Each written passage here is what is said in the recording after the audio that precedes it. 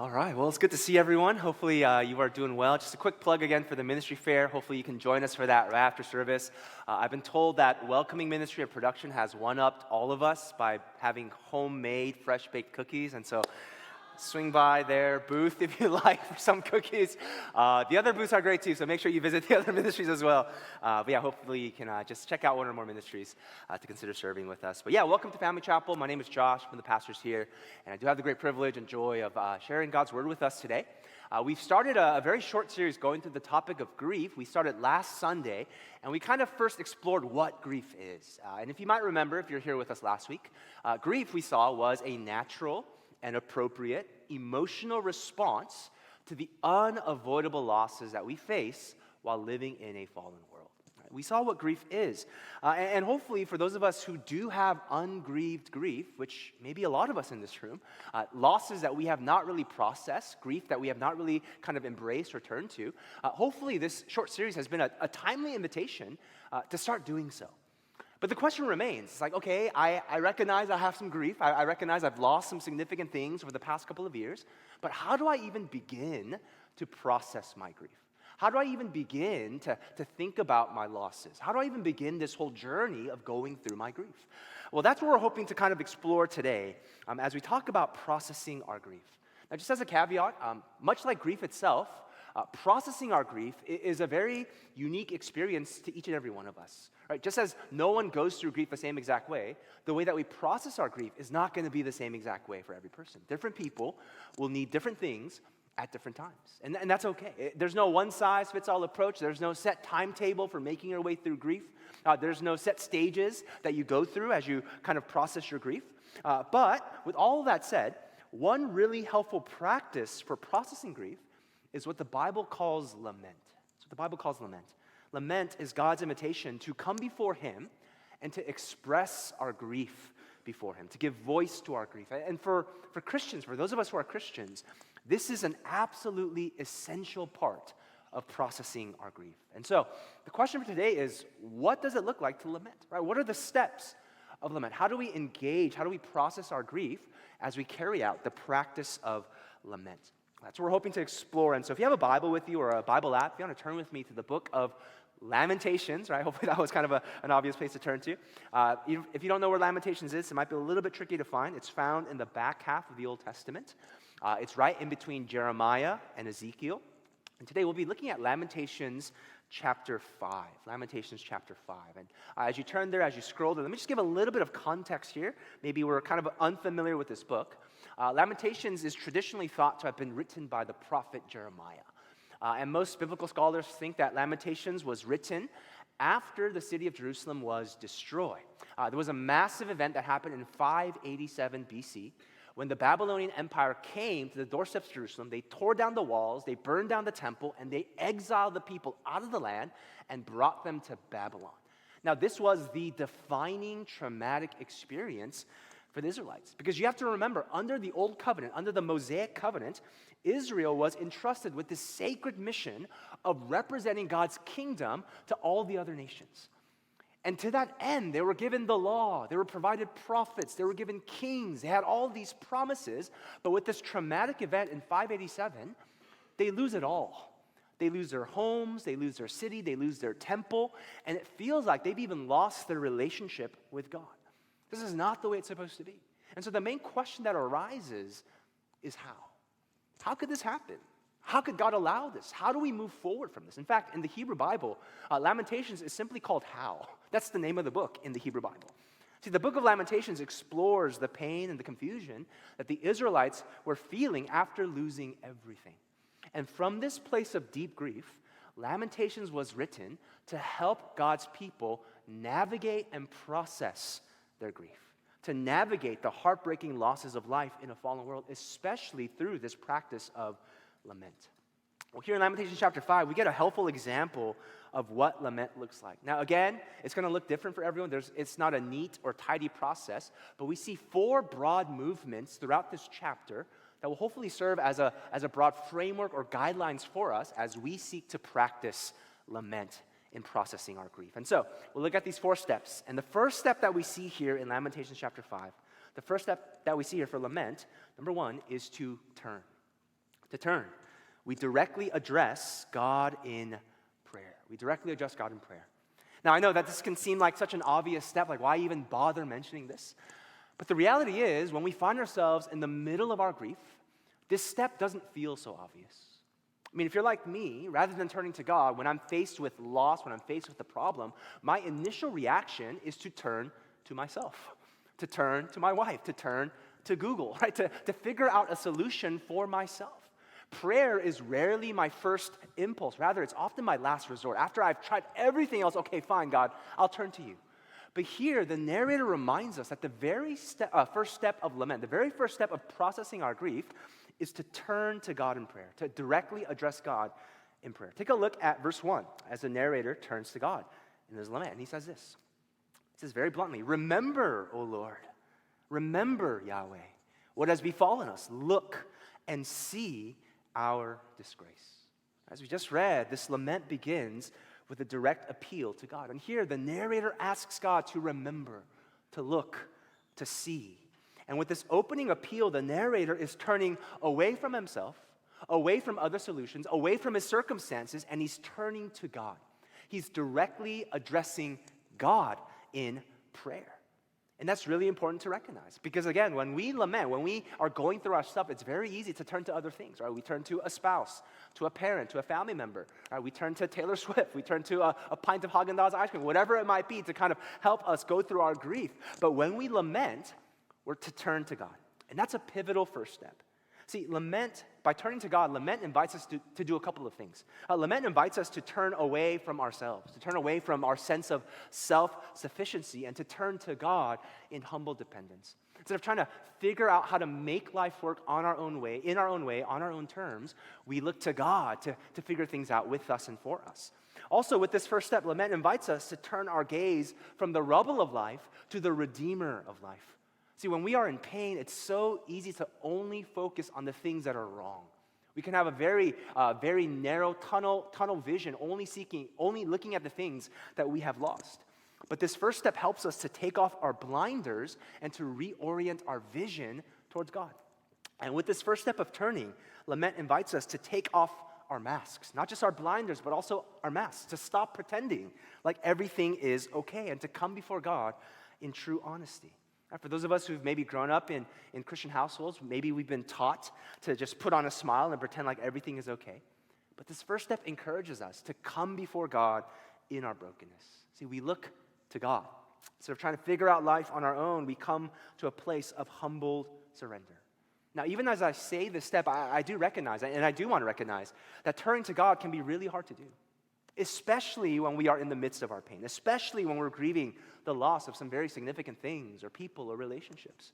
And in our hurt, for some of us, maybe we're afraid to turn to God because maybe we're afraid that God won't answer our prayers. What if I turn to him, but he doesn't deliver in the way that I want him to? For others of us, right, maybe we don't turn to God because we've been disappointed in the past, and so we don't want to have our hopes up for the future. Like, God, you haven't answered back then for that thing, and so I don't want to get my hopes up and be crushed again. Or for others of us, maybe we have a hard time turning to God because life feels like it's moving at 1,000,000 miles per hour, right? All these things have happened. You got to figure out this, that, or the other. X, Y, and Z is now on your plate. And so it feels practically impossible to turn to God in the midst of the busyness of going through your grief. Or maybe for some of us, we don't want to turn to God because, honestly, we're angry at God. God, why would I turn to you when you've allowed this thing to happen in my life?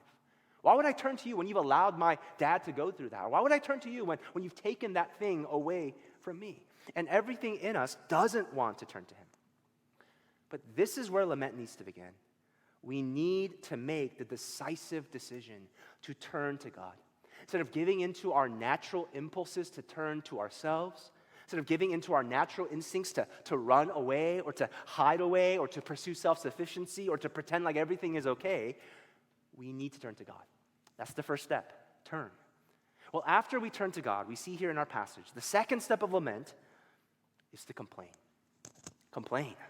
We honestly present our specific pains before God. We clearly and we openly share with God the things that have caused us much sorrow. Now, I know this can feel very unchristian, right? This doesn't sound like we're trusting God. It doesn't sound like we're being very faithful to God. It sounds very unbiblical. Complaining doesn't fit in with our understanding of what it means to be a faith-filled follower of Jesus. And yet, God invites us to bring our complaints to Him. In fact, when you look at our passage for today, the single longest section in this entire prayer is actually the section on complaint.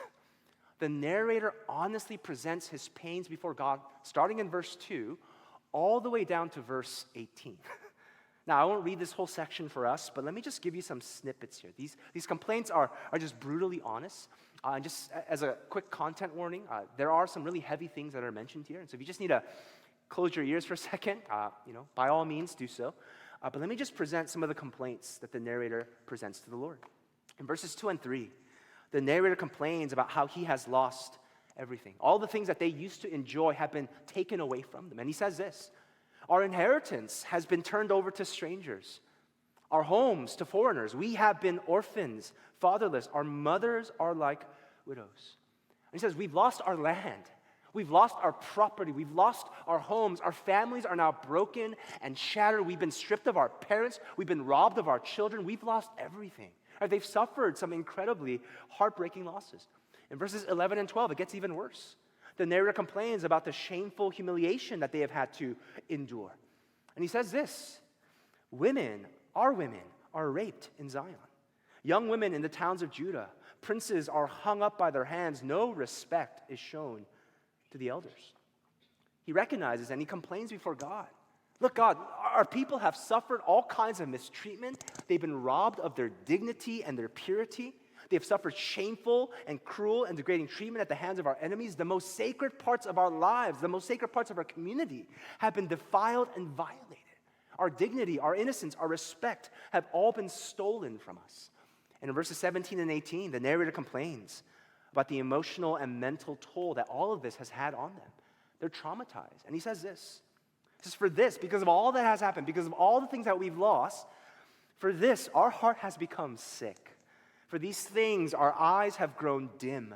For Mount Zion, which lies desolate, jackals prowl all over it. The people have experienced devastating loss. They've experienced devastating heartbreak. They cannot stop crying. They are in emotional distress and mental anguish. Now, I don't know about you, but I feel a little uncomfortable reading these verses. It's like there's a little too much honesty going on here. It's like TMI, dude. Don't write this. Here it is, on the very pages of Holy Scripture. This is about as real and honest as it gets. Now, just to be clear here, this step of complaining is not venting at God. It's not blaming God as though we have some kind of entitled right for God to conform the universe to our plans, to our desires, to our comforts. No, when we complain, we come in our pain, but we don't come in our pride. When we complain, we don't come with arrogant, entitled hearts as though we're calling up customer service, demanding to speak to the manager. But rather, when we complain, we come before God in humility, in honesty. And amazingly, God invites us to bring all the sorrows of life to Him, no matter how big, no matter how small. And in bringing up our pain, God invites us to be honest in our complaining. We don't need to sugarcoat what we've been going through. We don't need to wrap up our grief in nice, flowery Christian language. Rather, God calls us to be honest in our complaining. I've shared this before, but as one of my professors in seminary used to tell us all the time, and I find this so helpful, he used to tell us all the time, prayer is not the place to be good. Prayer is the place to be honest. Prayer is not the place to perform like you are a good, faithful Christian. No, prayer is the place to be honest before God as your Heavenly Father. He invites you to share openly and honestly with Him. Now, as you hear this, though, some of you might be thinking, but Josh, why should I complain? Why should I bring these things up before God if God already knows what I'm going through? I mean, doesn't God know everything about me? So why bother expending all of this time and energy and mental and emotional effort to tell Him what He already knows to be true about me? Now, that's a great question. Well, we go through this step of complaining, not so much because God needs to know our pains, because you're right, God is omniscient, meaning He knows everything about us. He knows exactly what we're going through. He knows all of that. But we go through this step of complaining because Our pains need to know our God. Our unfulfilled longings, our broken relationships, our financial insecurity, our health problems, our struggling marriage, our infertility, our loss of a loved one, our wayward children, our strained relationship with our parents. These things need to know who our God is. And as we honestly share our specific pains, we are reminded that God can handle all the messiness of our lives. God doesn't stay some safe distance away, hidden away in his castle. But no, God comes down deep into the pit to be with us. We complain not because God needs to know our pains, but because our pains need to know our God.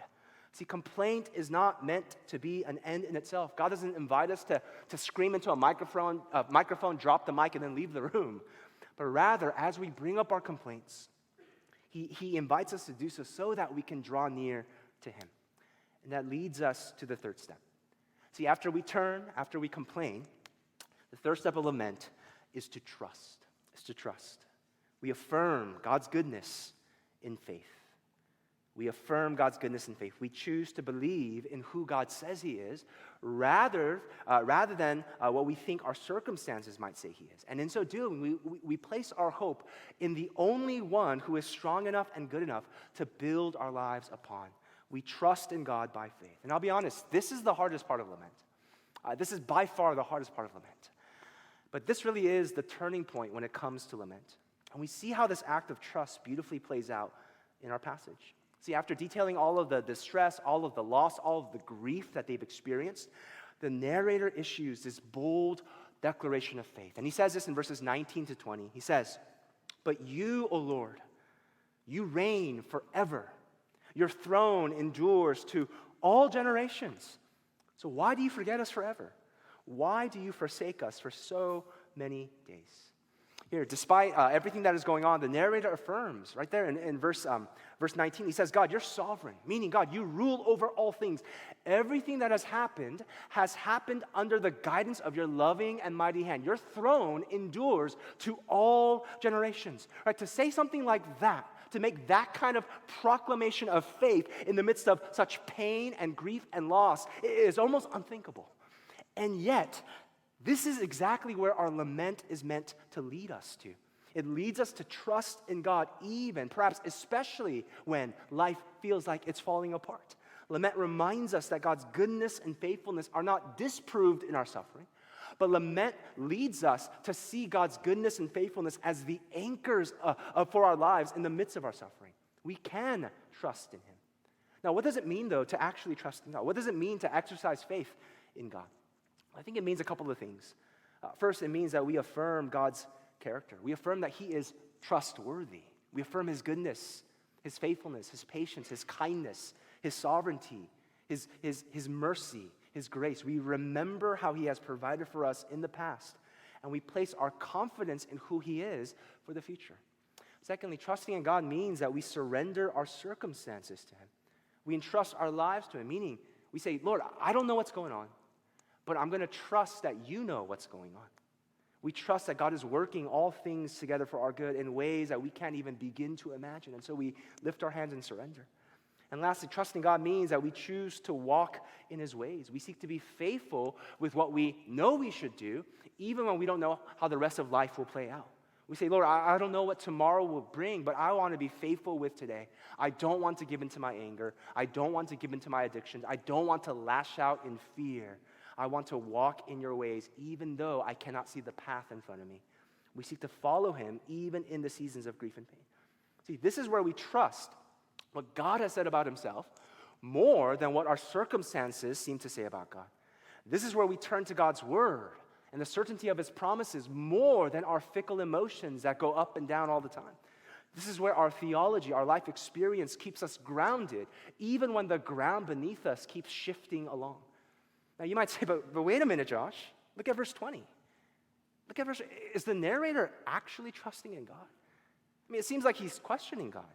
Why do you forget us forever? Why do you forsake us for so many days? That doesn't sound like faith. That's a really good observation. Well, I'm actually so thankful that verse 20 is in our passage, because I don't know about you, but at least for me, more often than not, that's how my prayers sound like. God, I trust you, but this does not make any sense to me. God, my hope is in you, but I don't see a way out for the future. God, I know your plans for me are good, but I don't see how these dots are connecting. Help me out here. See, faith doesn't remove all the questions, but it grants us the courage to ask all the questions. And here the narrator brings up these questions in verse 20, not because he lacks faith, but precisely because he has faith. He knows God's character. He's affirmed that earlier in verse 18. He knows who God is. He knows that it's Yahweh that he's dealing with, and therefore he asks such pointed questions. See, doubt can't even raise any questions because doubt doesn't stay long enough to have a conversation. Faith asks these kinds of questions because faith is willing to hear what God has to say. Doubt gives God the silent treatment. I don't even want to talk to you. Faith opens us up to a real conversation with God. And so as you lament and as these questions begin to arise in your heart and hang in the air, don't let that discourage you. Don't feel like, oh, I'm being a bad Christian because these questions are lingering in the back of my mind. Don't feel like you're operating from a place of doubt, but rather trust that these questions, these honest questions, are arising from a place of genuine faith as you're trying to trust in a good God in the midst of a broken world. Faith is willing to ask all the questions, the hard questions especially. Now, I know some days this will feel utterly impossible.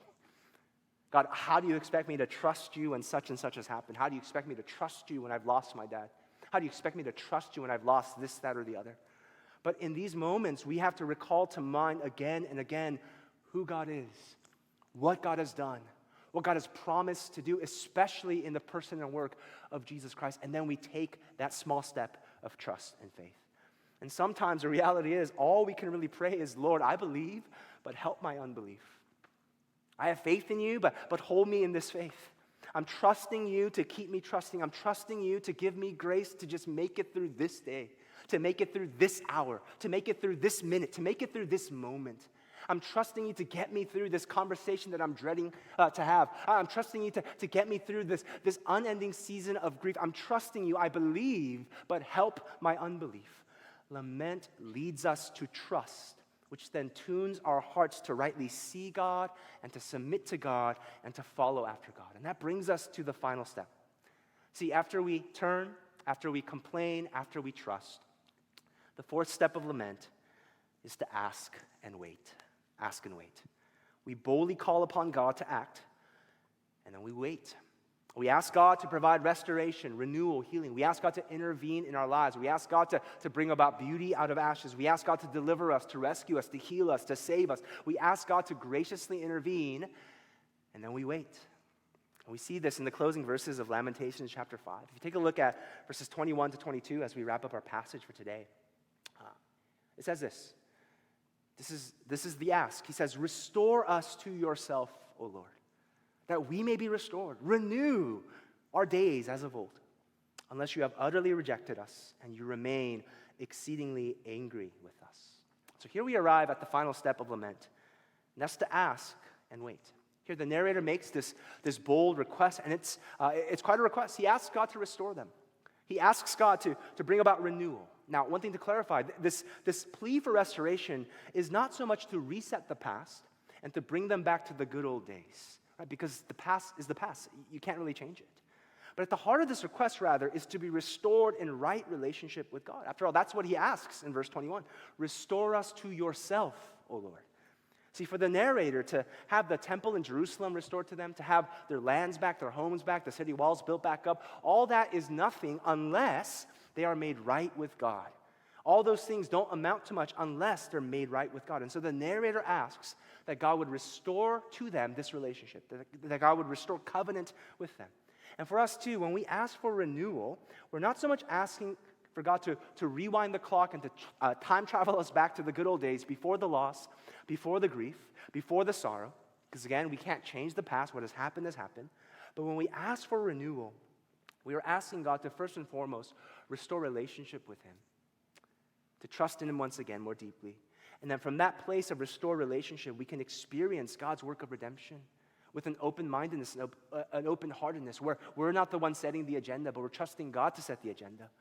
We can experience God to bring beauty out of ashes in his way and in his time. And as we boldly ask, We are called to wait because lament is not a magic wand that leads to an automatic solution. Even as we ask for renewal, we have to learn to wait. After all, at the very end of this passage in verse 22, we're left with a cliffhanger. I mean, this is not how we typically expect stories to end. Like, we want a happily ever after kind of ending. But here, we're left with questions. We're left wondering, what's going to happen from here on out? We're called to wait and see. Now, this can be hard for us because, honestly, our culture has trained us to demand instant gratification. We get annoyed if our internet is lagging just a little bit. Or we get annoyed when Amazon is like a day late with our 2-day promise package with Amazon Prime. How dare you, Jeff Bezos? We demand instant gratification. And so sometimes we take that same approach to prayer. We say, God, I prayed, right? You heard me, right? But nothing has happened, so what's going on? Why are you not answering me, God? But renewal doesn't follow a set timeline. And lament doesn't guarantee that grief will be done with right away. Rather, lament invites us to ask and then to wait. We wait upon the Lord to answer in His way and in His time. And it's precisely in that waiting where God deals with our grief. See, God calls us to wait not because He needs time, but because we need time. And in that waiting, God begins to heal our hurts. God begins to strengthen our resolve. God begins to clarify our vision. God begins to make more resilient our faith. God begins to reorient our hearts towards the things of Him. God begins to reaffirm the hopes that we can look to and cling to. And all that takes time, not for God, but for us. And going back to our passage, even with this lament, historically, the people of Judah waited in exile for 70 years. Years and decades passed. Generations came and went. But then at the right time, there came a day when God answered. And He brought the people back, and the temple was rebuilt, and the covenant was reaffirmed. And for us too, as we ask, we need to wait. We need to wait upon the Lord. We hold fast to His goodness. We trust in His timing. We trust in His wisdom and His purposes. And ultimately, we look forward to the day when all things will be made right, because all things will be made new. We look forward to the day when Jesus returns, and when lament will be a thing of the past, when every tear will be wiped away from our eyes for good. There will be no more mourning or crying or pain anymore, for the former things have passed away. And every prayer that we have made, every prayer that we have cried out to God in the middle of our lament will be answered perfectly on that day. But until that day, we're to wait with patient confidence. So we've seen the steps of lament, right? As we navigate the tension of life in a fallen world, we're to process our grief through this biblical practice called lament. And in our lament, we turn to God, we complain before God, we trust in God, and then we ask of God to act, and we wait upon Him to do so. As we wrap things up, let me just share some closing applications for us. I know we're going a little bit long. Just 3 quick things to kind of help us put this into practice real quick. First, the first application, number 1, is to lament together. To lament together. Now, yes, there's definitely a place to lament on your own. Lament can be very individual, very private, very personal. But there's also meant to be an aspect of lament that is to be communal. I don't know if you caught this in our passage, but as the narrator writes out this lament, it is written in the first person plural, not first person singular. There's no I, me, mine. No, rather it's all we, our, us. In other words, Lamentations chapter 5 is not an individual lament, but it's a communal lament. It's a lament in which people are invited to come before God together. Now, I know it can feel weird at times sharing our struggles with others. Very often I'm told, I don't want to be a burden. I don't want to, burden others. But this is what God calls us to as a community, as a covenant people, to cry together, to grieve together, to lament together. And we'll touch more upon this next Sunday. But that's the first application, lament together. Secondly, real quick, use the Psalms as a model for lament. Use the Psalms as a model for lament. If you don't know where to start, if you don't have the words to begin with, consider looking to the Psalms. See, the Psalms are the prayers and the songs of God's people to express every situation in life. There's a 4th century theologian by the name of Athanasius, and he once wrote, I love this quote, he once wrote, most of Scripture speaks to us, but the Psalms speak for us. These are God's gift to us to give voice to what's going on in our own hearts, in our own minds, in our own lives. The Psalms are God's gift to give voice to our joys and sorrows and to everything in between. And I find it so interesting that 1/3 of the Psalms, there's 150 Psalms, 1/3 of those Psalms are actually Psalms of lament. It's the single largest category of Psalms that are found in the Bible. Isn't that encouraging? God knows how difficult life can be. And so he's given us 50 psalms to give expression to our grief, to give expression to our pain, to give expression to our losses. He's given us the language that we need to express our frustration and our fears. And so if you have a hard time engaging in lament, if you don't know where to start with the Psalms and use them as a model to help you learn the language of lament. Some helpful places to start, some of my personal favorite are Psalm 13, 25, 44, 77, and 86. But there are a lot of Psalms of lament out there. Read through these Psalms and allow those words to become your words. Allow those complaints to be your complaints. Allow those declarations of faith to be your declarations of faith. Allow those big, bold requests to be your big, bold requests.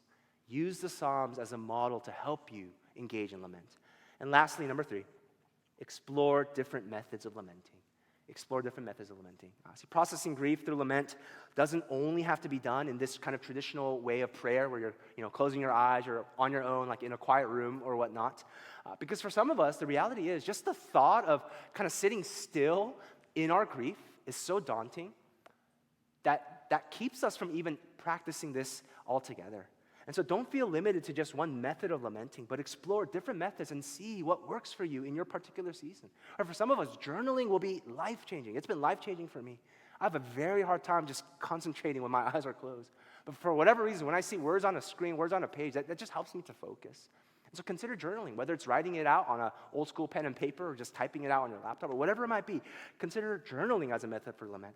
For others, music, art will be such a powerful medium to express grief, to express what you're going through. Whether it's making music yourself or listening to the music made by others and singing along, right? Music, art can help facilitate our practice of lamenting. For some of us, it's going to be being outside in nature, just connecting with God in that way, going for a long walk in the park, hiking in the mountains, sitting on the beach, wherever it might be. That's what helps us to get going with lament. And so be out in nature, connect with God in that way. And for some of us, it's being busy with our hands, like doing the laundry, washing the dishes, doing some yard work, going for a drive, lifting really heavy weights. Right? Being active with our bodies can help bring us to a place of better processing our grief. As we've been mentioning, there's no one-size-fits-all approach to processing grief. So try different things and see what's helpful for you in your particular season. So Family Chapel, may we embrace this practice of lament as the gift that it is meant to be. That God invites us to come before Him, to turn to Him, to complain before Him, to trust in Him, and to ask boldly of Him as we wait for Him to answer in His way and in His time. And in that way, may we process our grief through this practice of lament. If you can bow your heads with me at this time, we'll spend some time in prayer and reflection as we respond to God's word together. Again, as I mentioned last Sunday, I think for a lot of us, these past couple of years have been really hard. A lot of us have lost a lot of significant things. But I don't know, again, if many of us have taken the time to actually grieve our losses. So I just want to invite you to take this time to briefly practice lament. It's not a one-time thing that we do once and like, okay, I'm good to go. But rather, it's meant to be a regular rhythm to our lives.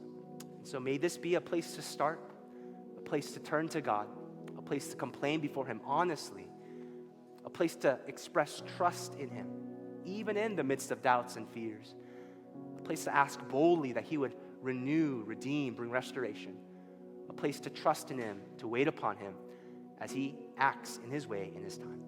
Let's take a moment now to engage with God in lament. Let's pray together at this time, church.